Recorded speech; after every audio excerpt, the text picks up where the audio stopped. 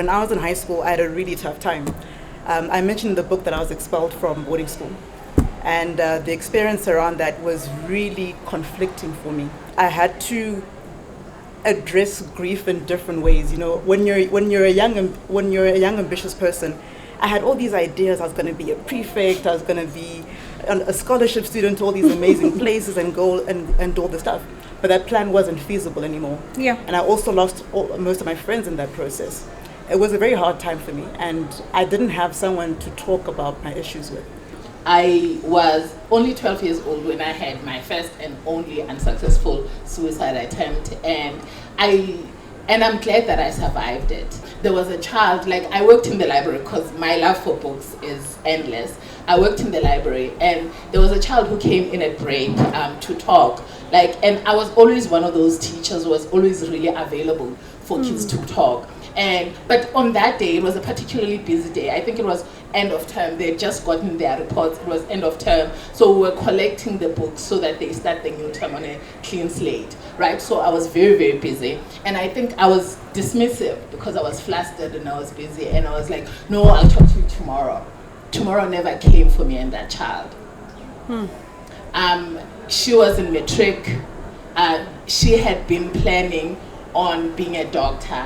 And when she got her prelim results, she saw that she didn't qualify in terms of the point system. And in a moment of utter panic, she closed herself into her bedroom.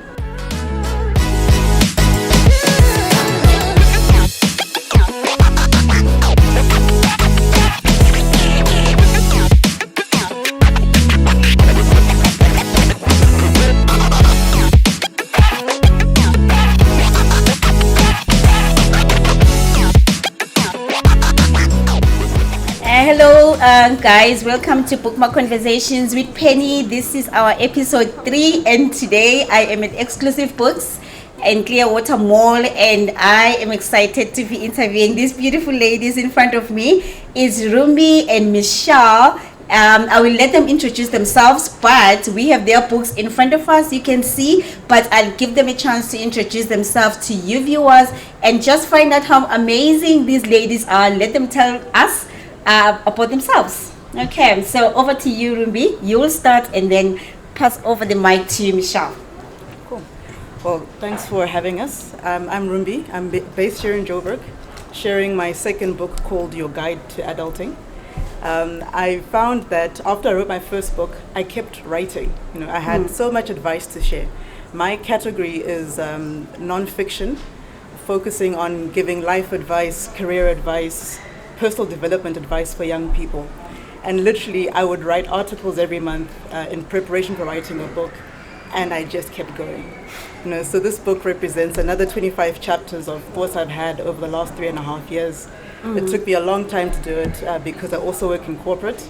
My day job is in the fintech space, where I'm working on building a payments and social media app.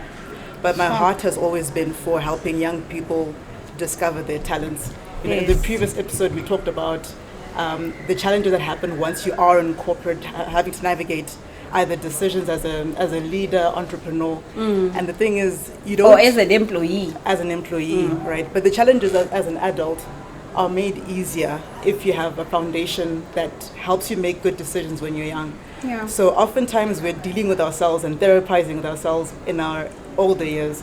And I'm looking at the foundation to say, how can we set young people up for success? Yeah. They'll make mistakes, Yes. but how can we orient them to have the skills to navigate the challenges that will come? Yeah.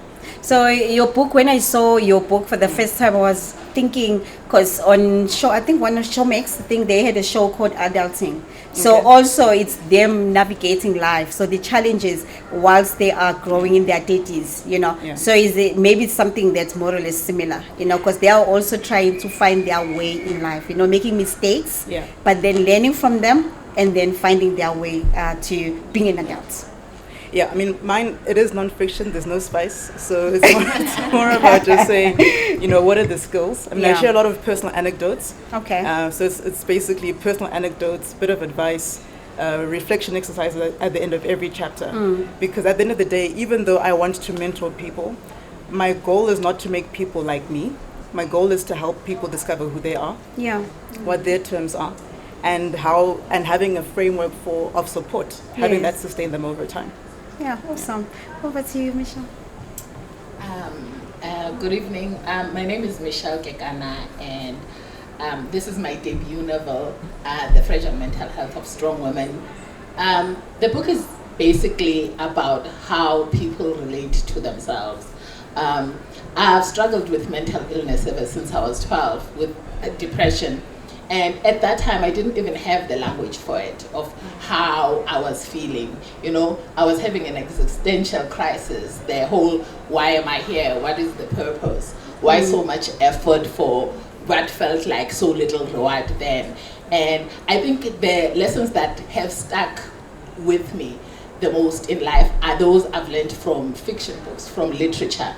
Even when I was a teenager, what really saved me was literature. I remember as a school kid, I would bank lessons to go to the library in the same school and read like J.D. Salinger's A Catch in the Rye, other books. So I've always found literature to be therapeutic and it helps you develop empathy, because then you can put yourself in somebody else's shoes. And if you're able to do that, then you become more sympathetic. Yeah. You're able to inhabit and like find out, how would I feel if I was in that situation? So yeah.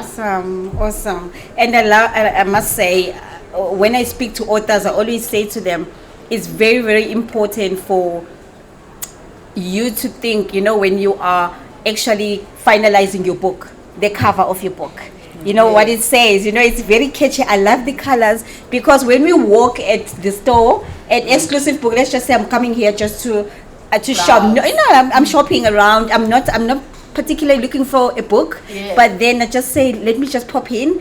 But then, you know what, that book will just catch your eye before you even turn the book on the other side to read the summary. So this is very, very important, and you've done an excellent job.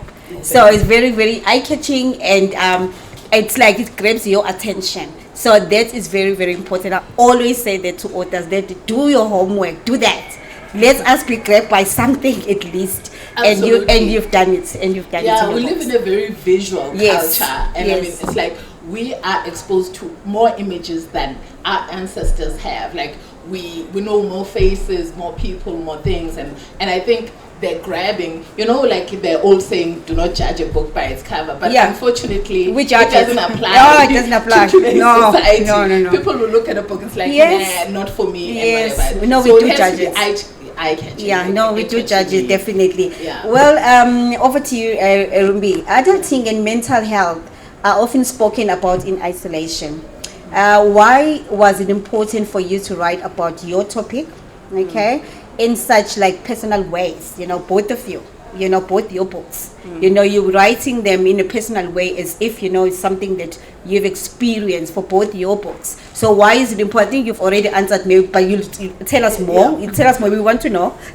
You'll tell us more. But yeah, so I just want to know. Just tell us, why, you know, that, Now, everyone comes to a point, Bonnie's mentioned it earlier, what's your purpose? Okay. You know, why do you do what you do?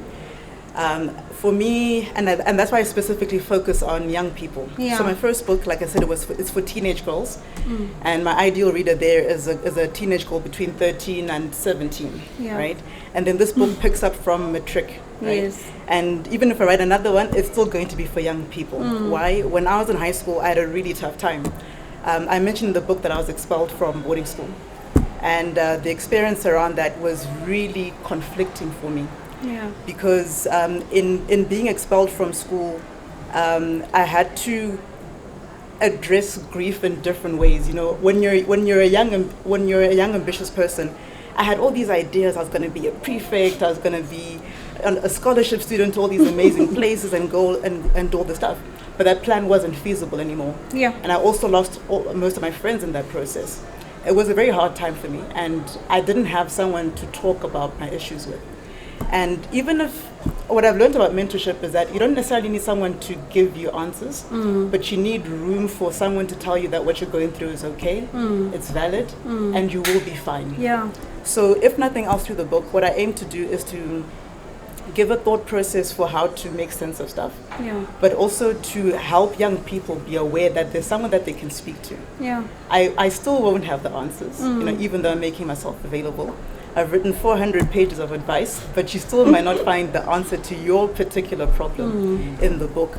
But it's about showing up. It's about showing that if you do the work, you have a chance at making a way forward, even if it takes time. So I'm standing in a gap that I've personally experienced. It's something that I'm very dedicated to. Like I said, if you're spending 3.5 years writing a book, it's a point of passion. Yeah. And I believe that young people now, the resilience challenge that young people have is that they're bombarded by a lot of information, a lot of stimuli that might make it hard to identify what's your plan going to be. And I want to encourage them through work like this, even if the scenarios in the book don't apply to you now. Yeah. Work through it, have a toolkit, because when the challenge comes, you don't want to be found completely unprepared, overwhelmed, and feeling like you don't know how to catch up with the events in your life. So it's about prep, it's about making sure that in my space, knowing that I have a corporate job, that I've done something to equip young people to be prepared. Yeah. And I think that's the solution space, to say everyone has different ways. Others might make a business out of it. They might run camps, or they might be a teacher. That's not my calling. My calling is around mentorship.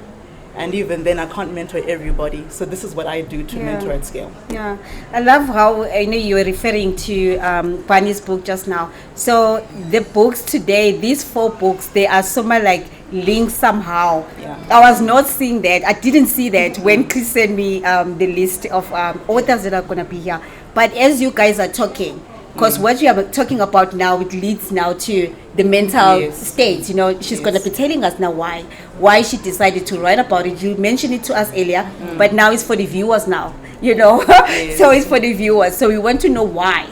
You know, why did you decide to tackle this topic on the mental health? I decided to write about mental health because I know mental health struggles intimately. This might be a fiction book, obviously made up, because I don't want to put my business out there. so I disguise them as characters. But it's a struggle that I've had for a long time, ever since I was 12. I was only 12 years old when I had my first and only unsuccessful suicide attempt, and I'm glad that I survived it. I hope the book, to anyone who's dealing with suicide ideation, is to make them procrastinate. Give it one more day. Do you know what I mean? Yes. Like, make sure that like the decision you make when you're in pain is never the best decision. You know, all decisions that are life altering, because I mean the decision to end your life is very life ending, should be made when you are the calmest self you are.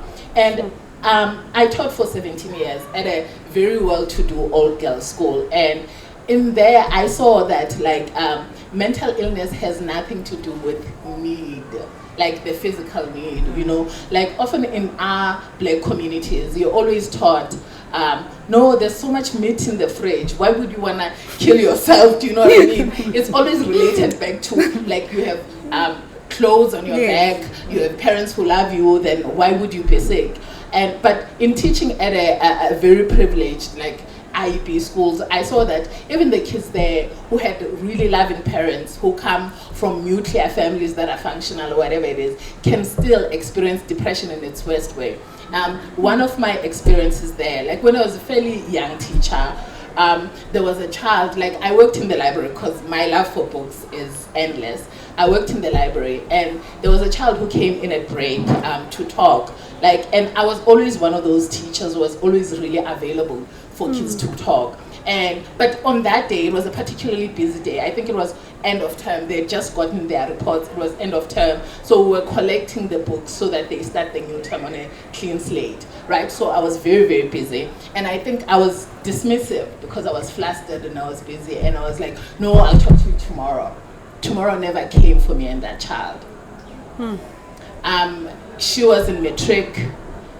She had been planning on being a doctor, and when she got her prelim results, she saw that she didn't qualify in terms of the point system. And in a moment of utter panic, she closed herself into her bedroom, locked the door, took her father's gun and shot herself. Sure. And the worst part about that story is that she didn't pass away immediately. Like, her parents could hear her. She was now asking for help because even though she was shot, she hadn't passed away, and they couldn't find the key. So by the time the door was broken down, she was gone. And that just made me realize that, like, often, especially black kids who get given a lot, right? Because the sacrifices that their parents had made in taking her to that school sort of raised the expectations for her. Because if she's saying that my parents spent, I don't know, 25% of their salary in my education, then I have to be a doctor. Then if I'm not a doctor, whatever it is, then I've failed people. And yeah, that's why I wrote the book, man. And Sure. there are so many other incidences, my own incident, of young people who are just impulsively, and especially it's rife, I think, within the teen community. It's when you are in the most amount of danger of taking your own life, because you add the idea of impulsivity, Yeah. of thinking of something now and then acting on Yes. it. And if you combine that with mental illness, then it can result in something disastrous. I mean, I still suffer now, like I'm 69, not really, but I still, I still suffer from depression. Like, really, sometimes I have really horrible bouts of depression, but the thing that has saved me the most is my procrastination. Oh, Do you know? that one day, tomorrow. It's like, okay, I'm going to do it, but let me keep that. Let me do it tomorrow. Do you know what I mean? And by the time the feeling comes again, it's like, it's less pronounced. You're like, maybe I should stick around, maybe I should finish this book, or do you know what I mean? And I think I'm really grateful. I owe my life to procrastination. Oh, wow. I think you mentioned something happened today at home with my son. My son is a teenager. It seems like life is like ending. You understand? It's like everything, he must get everything now, and he's not. He wanted to drive, and I was saying to him, you know how to drive, but you're not at that age, you know. But he's looking at his friends who are posting on social media, and they don't have license, same as him. They don't have license because they are not at that age, but they can drive automatic cars. Boys wants to drive at the age of 16. Now they can drive. So today he wanted to drive like a small distance. The drama that he caused, like his life was ending, you know, because no one wanted to give him the key. So exactly what you are saying, his mental state, you know, today he was not in a good state because Like, things were not going well for him at all. I think in terms of biochemistry as well, like, correct me if I'm wrong, but like there's the prefrontal cortex, right, that controls impulsivity, right? Like, has anyone ever made you mad? Like, maybe your boss or whatever it is, and then you want to say, but because you're an adult, you don't, right? You have that impulse control. Yes. But people who are children are more likely to Yeah. say, you know what, middle finger to the everything. Exactly. Do you know what I mean? Yeah. So, and I think it's important, especially in terms of mental health, that young people are taught to pause. Exactly. Like, and not make life. But what do we do with social media? It's not telling them to pause. Like, my son was thinking his life sucks. Basically, Yeah. he was saying that, you know what, I feel like it's like in this box. You understand? Like, it's like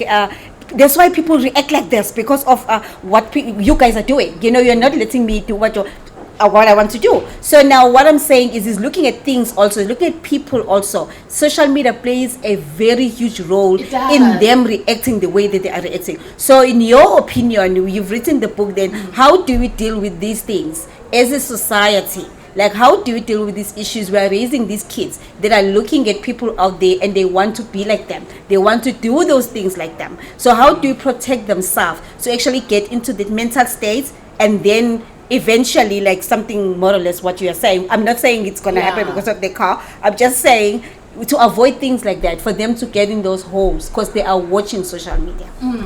And I think the first thing that we must Is there on accept your as book. parents, like I have 2 teenage daughters, is the fact that they are being raised in a world that we know nothing about, right? Yes. Like, we cannot pull their back in my day thing. It's not back in our day, right? They're exposed to more images and whatever, filtered pictures and whatever. Yes. Like, where everything looks perfect on social media. Like, people curate their lives to make them look perfect, even though behind the scenes, life will life be lifing. So I'm not sure if I have the answers of how to make teenagers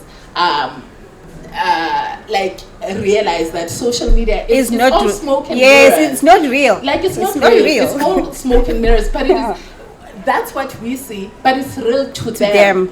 They exist in a world where social media has always been around. I mean, you look at iPad kids, like a little 3-year-olds, like able to navigate through their iPads and whatever it is. Like, do you know what I mean? Whereas we can't. And I think as parents, sometimes we want to be know-it-alls. I think children develop a respect for you as a parent if you say to them, listen, I don't know how I would act given your entire circumstances.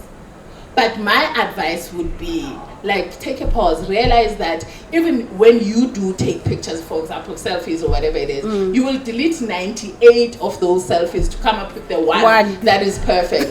So you cannot be thinking that the person who's posted that picture is as good looking or as fabulous as they are in that one pictures, because there are lots of deletions. Yes, there are a lot of deletions. Rumbi, what does healthy support looks like for someone still finding their voice?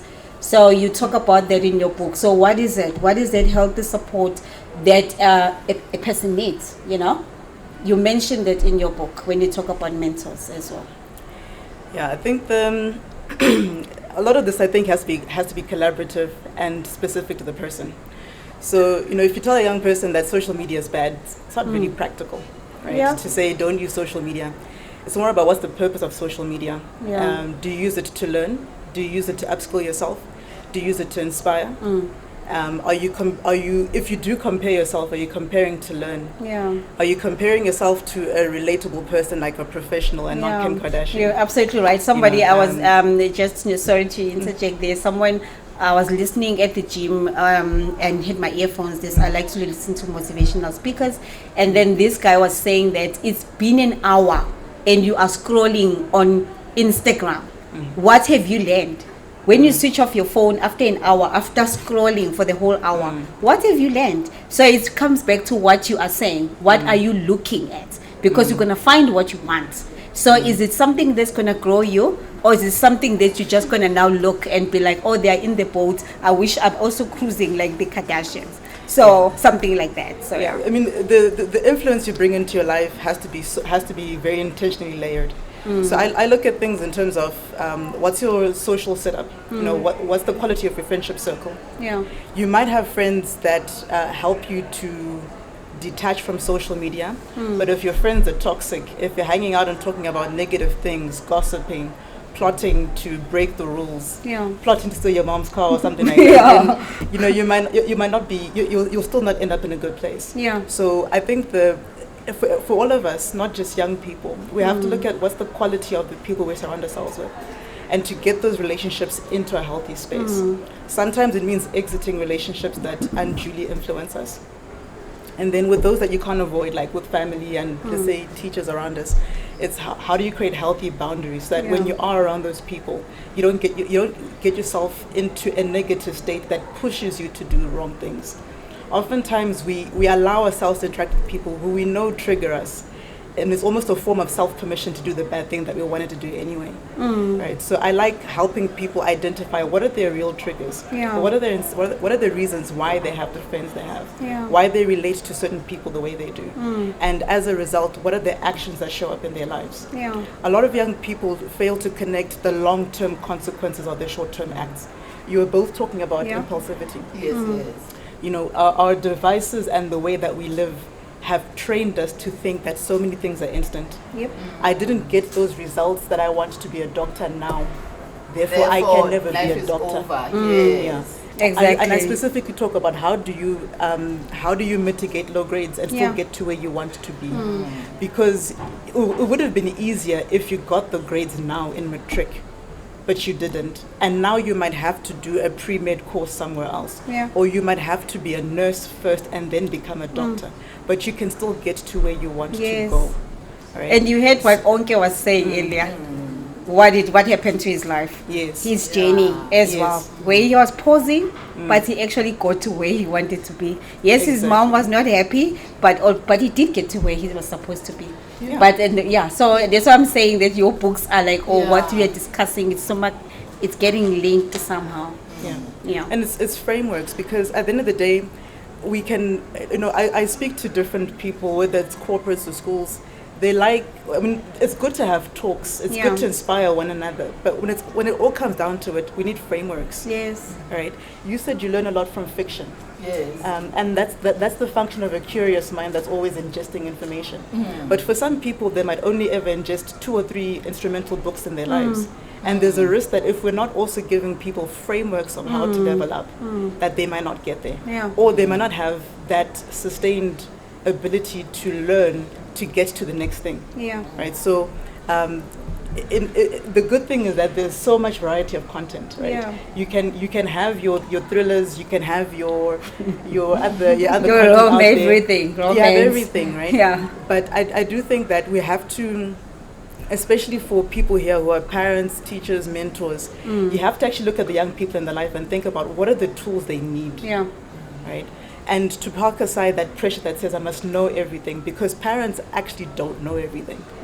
No, you don't, and you mustn't put pressure on yourself. I know nothing. And you're learning as you go along. I always I have 4 children, 2 girls and 2 boys, and it's like every single child that I've raised. It's not because I'm not a better parent to my firstborn than I was to it, because every child comes into my life at a different point, and it's a different child. So you cannot use the same method to raise all your children, because children have different sensitivities. Yes. Do you know what I mean? Yeah. You get a child who is always sunshine and rainbows or whatever it is, who's very resilient, and then you get a child who, even if you look at them strangely, they wither. Do you know what I mean? Yeah. So you can't say, why can't you be more like your Exactly. so-and-so? It's a different child. Different It's a different human being. And I think the conversation we need to have as parents is the fact that we don't know.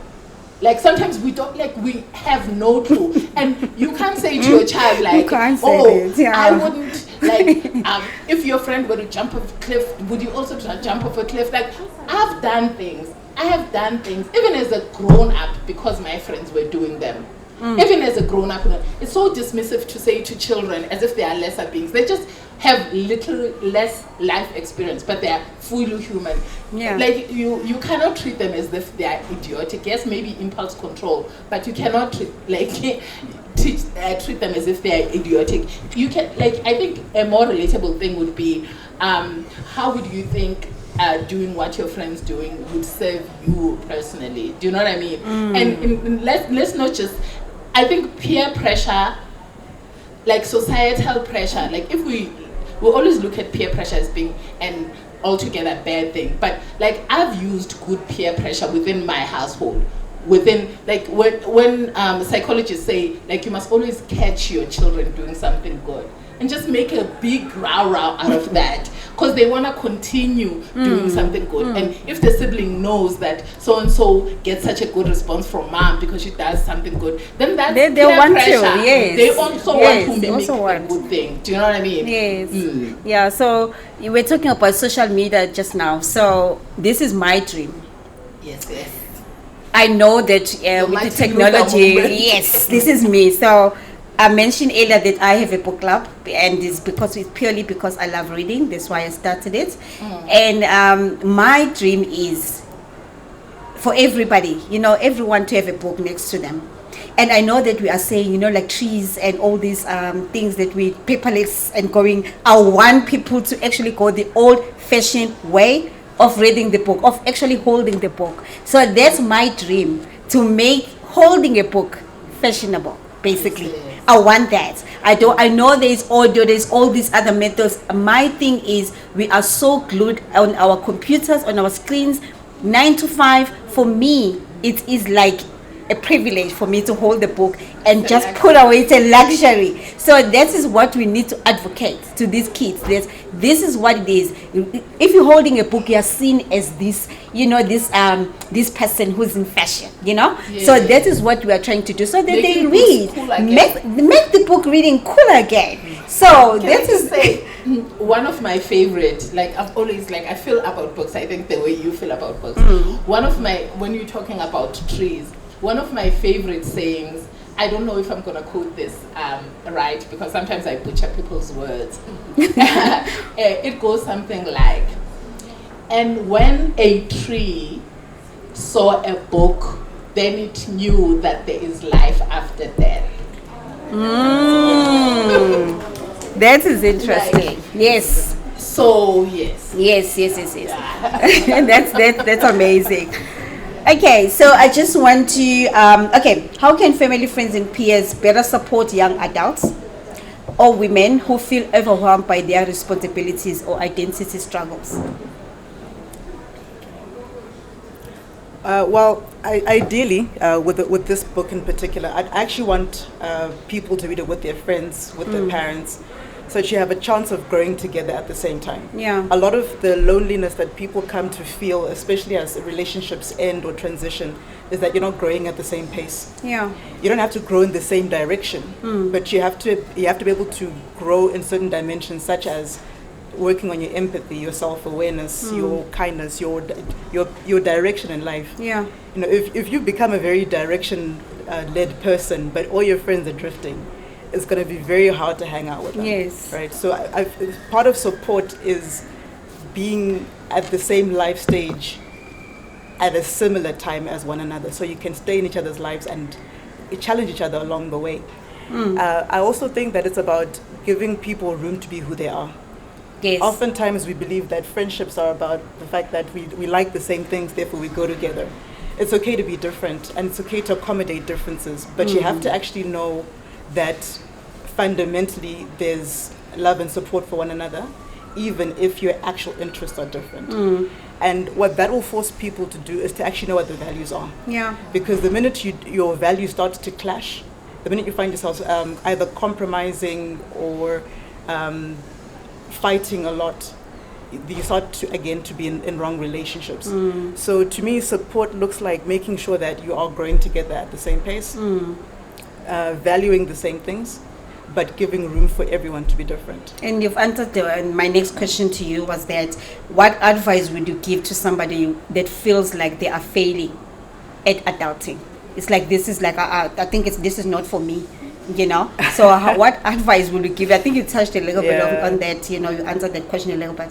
But yeah, just give us your your answer on that one. My quick soundbite is, you might be failing in the moment, but you don't fail permanently.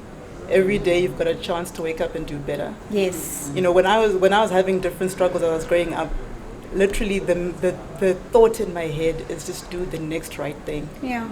I don't know what tomorrow is going to look like. I didn't. I didn't know what my plan was going to be after I made certain mistakes. But I was like, what's the next right thing? Yeah. Okay, today I can wake up, I can be a good friend. Yeah. Today I can wake up and I can do the best I can in my exams. And then choices would unfold from there. Yeah. So doing the next right thing.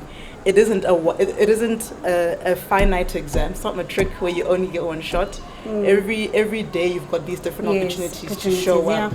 Right? Yep. So learn.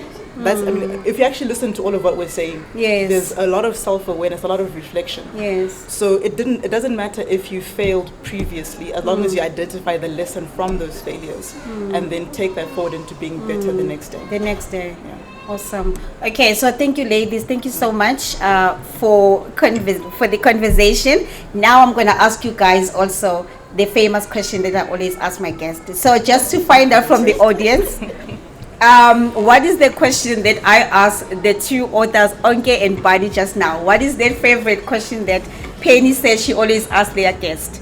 So can... Yes, awesome. So I'll start with you, Michelle. So in 100 years, how would you like to be remembered? I write because I've written a book, because I want to be immortal.